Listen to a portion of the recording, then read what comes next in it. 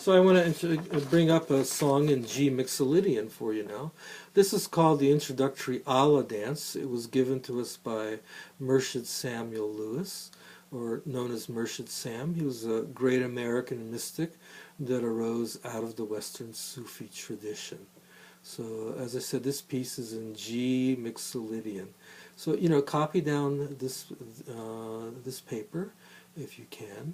The words are Allah, the name of God, Er-Rahman, meaning the compassionate, the Er-Rahim, the merciful. So these are two of the great qualities that are attributed to the divine, the compassion and mercy.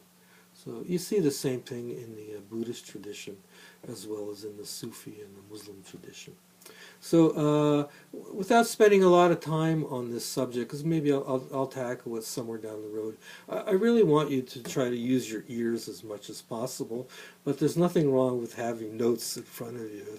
It sure makes things a lot easier. So, so here we have like these double bars over there. So that signifies an entire section of music. Here's another double bar and another double bar. So that signifies yet a second section of the music. So there's four, between this double mark and that line right there, there's 4 beats transpiring in there. Between there and there, another 4 beats.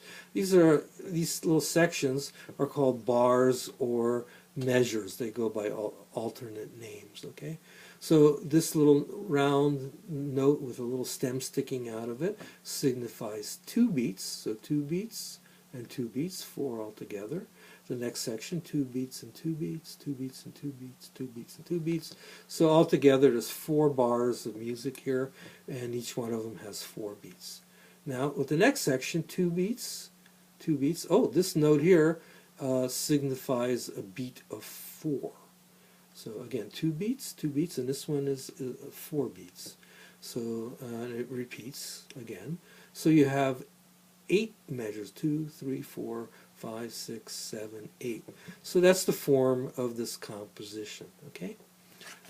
So let me show you how it gets played. So G, open tuning, no capo, right?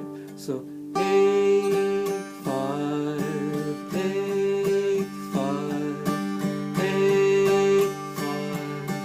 5, 8, 5, 8.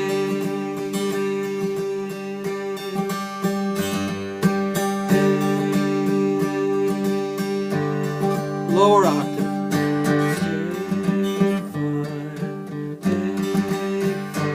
4 string. 8, 5, 8, 5,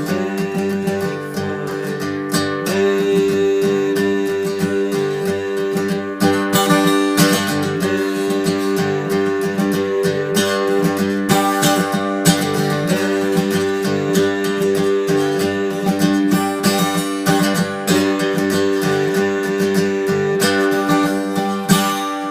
One of the internal games that I kind of play for myself is these top three strings. I think of them as kind of the women's voice, and then the bottom 3 as kind of the men's voice. So you can have like when you're playing, you can kind of have like a mental call and response thing going on. So the other thing that I wanted to show you, first of all, I want to play the entire tune in octaves, so we get in some octave practice. But this section here, it goes 8, 8, 8, 3, 4, 8, 8, 8, 2, 3, 4. So, if I'm in a circle of musicians, that kind of leaves room for some improvisation. You can kind of fill in, because the zikr is being held for a long note, and you have room rhythmically and kind of melodically underneath to do something with that. So if I'm in a circle of musicians, I would say, hey, I like to do this in G Mixolydian. And, maybe if everybody's agreeable, great. I mean, you only have 2 notes in this melody, an 8 and a 5, and so, somebody else might want to do it in some other scale that has an 8 and a 5 in it, and lots of variation. That's the art of negotiation between musicians. You try to come to a common understanding. But Mixolydian mode has kind of a strong, kind of a marching quality to it. It's very joyful, and so it's a really good choice for this particular zikr, since it's not specified by the melody. So when you get to this section, you can improvise. So let me show you what I mean. So I'm going to do it with octaves. Okay, so A,